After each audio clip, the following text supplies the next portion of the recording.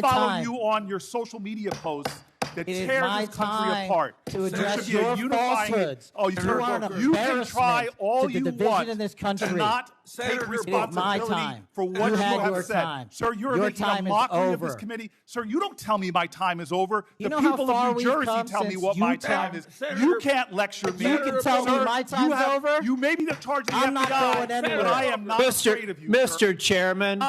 What happens when a U.S. Senator calls out a former FBI official for putting politics over national security?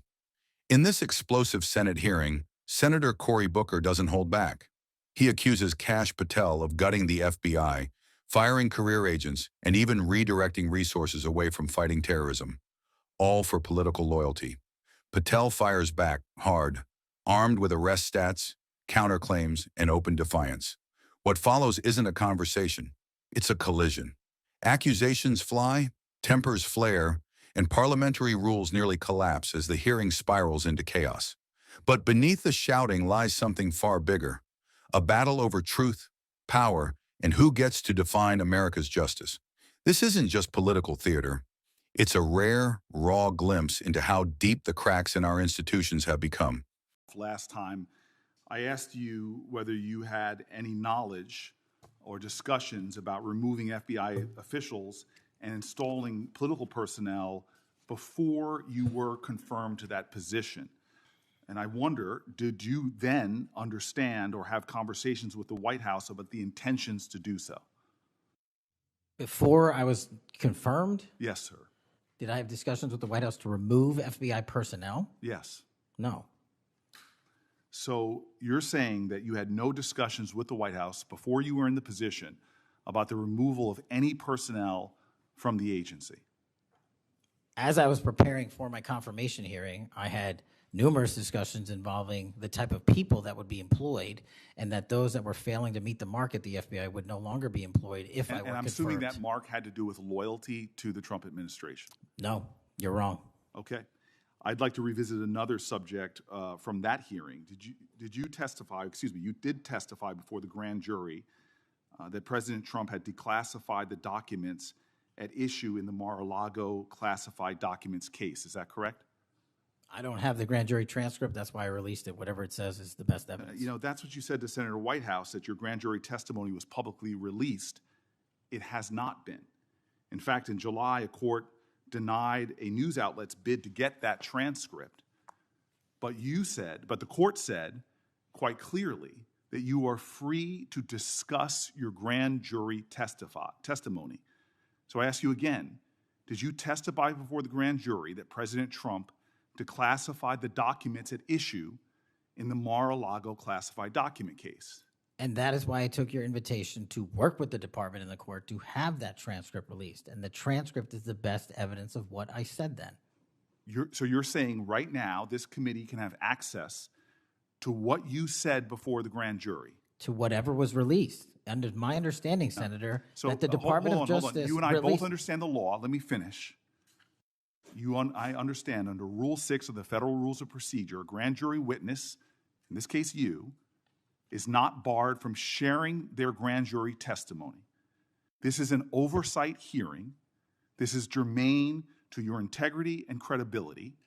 You know right now whether or not you testified that President Trump declassified the documents at issue in the Mar-a-Lago classified documents case.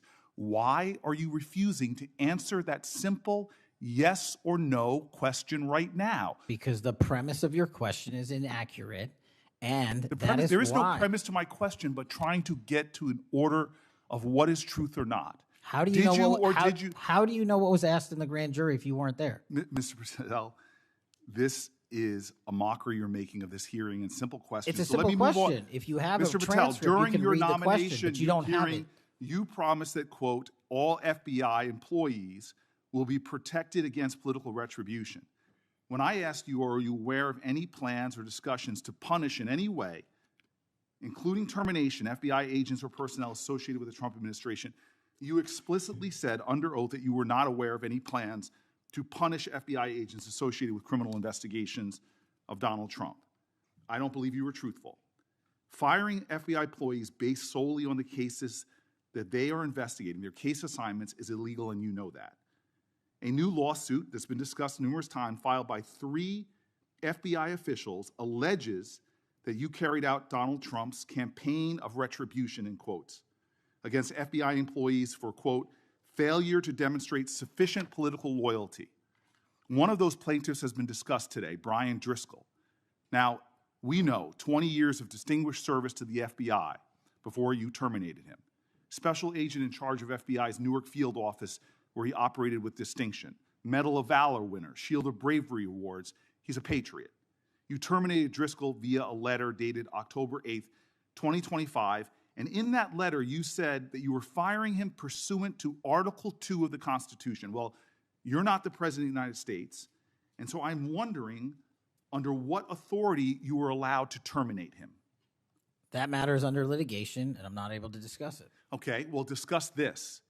Did you have discussions with Stephen Miller about firing this particular person or about his continuance in the FBI? Not that I recall. How often do you speak to Stephen Miller? Frequently on our Homeland Security task forces. You frequently talk with Stephen Miller about subjects other than Homeland Security task force issues, correct? I frequently talk to Mr. Miller about Homeland Security task forces. Has Stephen Miller ever given you his opinions on how to run your agency?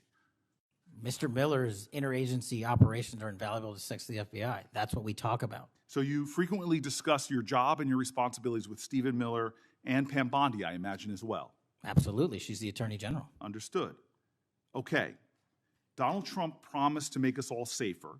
You have pushed out senior FBI agents with decades of knowledge and experience. In fact, this is the first time in FBI history that neither the director nor the deputy director have any experience with the FBI. You've shifted the agency's priorities primarily to pursuing Donald Trump's immigration enforcement agenda.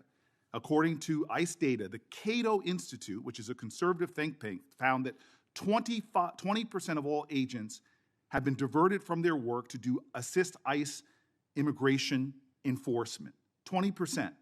Part of this operation is the work of mass law enforcement who jump out of cars, snatch people off streets at churches, schools, and their jobs and hospitals. Have there been any FBI agents who investigate crimes against children that have been assigned to immigration enforcement, yes or no?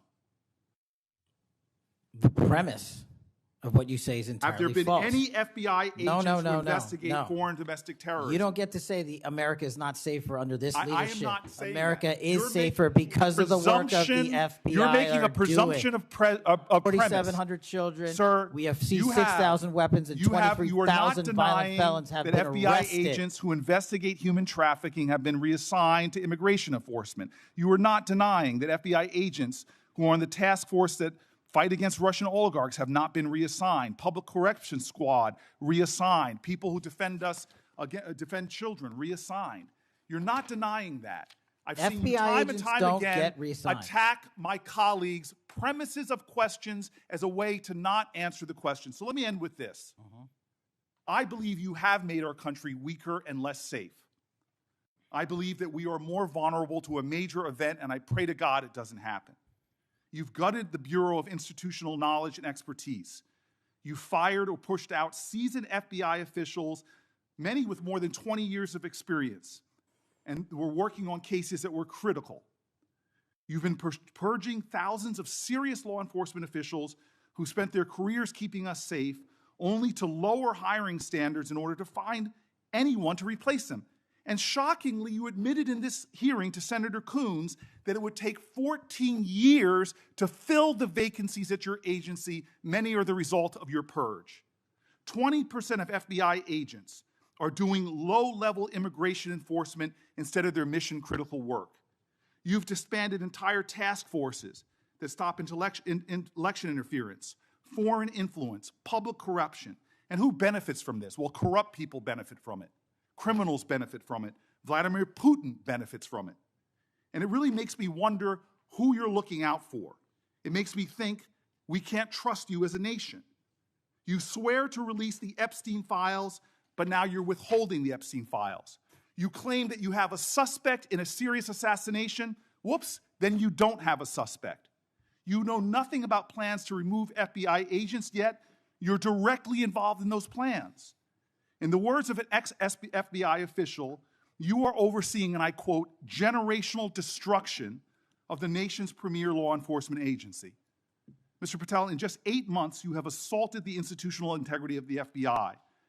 But I know FBI field agents. I've worked with them in Newark. No matter how truly bad you are, you can't undermine the legacy of agents who fight every day to keep us safe, but you can tarnish the integrity of the agency and undermine the agency's capacity. I believe you're failing as a leader, and that your failure does have serious implications for the safety and security of Americans and our families. We're more vulnerable to domestic and foreign attack because of your failures of leadership. I don't think you're fit to hand the Bureau, but here's the thing, Mr. Patel. I think you're not going to be around long. I think this might be your last oversight hearing. Because as much as you supplicate yourself to the will of Donald Trump and not the Constitution of the United States of America, Donald Trump has shown us in his first term and in this term, he is not loyal to people like you. He will cut you loose. This may be the last time I have a hearing with you because I don't think you're long for your job. But I'm going to tell you this. I pray for you. I pray for you that you can step up and defend your oath, defend the Constitution, and do a much better job of defending this country. Thank you, Mr. Chairman. Do you want to say anything? Yes, sir. That rant of false information does not bring this country together. If you want to work on bringing this country, it's my time, not yours. My God. If you want to talk about dividing this country, it is my time. I follow you on your social media posts that tear this country apart. To address your falsehoods. Oh, you can try all you want in this country. to not take responsibility for what you have said. Time. Sir, you're your making a mockery of this committee. Sir, you don't tell me my time is over. You the know people of New Jersey tell me what my time is. You can't lecture me. You can tell me my time's over. You may be in charge of the FBI. I'm not going anywhere. But I am not afraid of you, Mr. Chairman. Not afraid of you. Mr. Chairman, point of order. Senator Booker, I announced at the beginning of this meeting that this back and forth talking over each other doesn't work. And I said if that happened, I asked Patel not to respond, and I was going to give him some time after the senator's time was up to respond. And he has the privilege to do that uninterrupted. Mr. Chairman, one point of order. order. Go ahead, Mr. I've Patel. watched him talk over us, and you've never once criticized him for us not even being able to get our questions out. Well, he has been rude and disrespectful to senator after senator. And when the senators were not giving him a chance to answer, I didn't stop the senator either. Go ahead, Senator. Thank you, Mr. Chairman. If the FBI, under my 7-month leadership, were failing this administration in this country, why do we have 23,000 violent felons arrested this year alone? A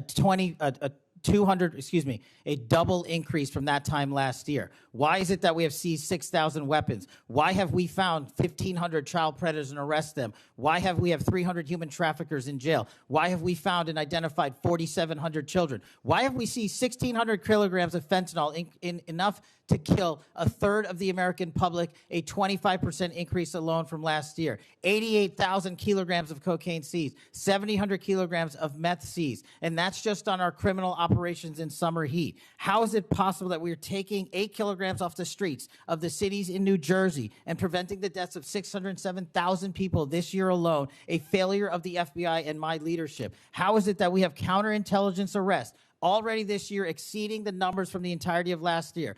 33% increase in PRC, 83% in Russia, 60% in the CI space as it relates to Iran, and we haven't even talked about CT, the southern border, the northern border.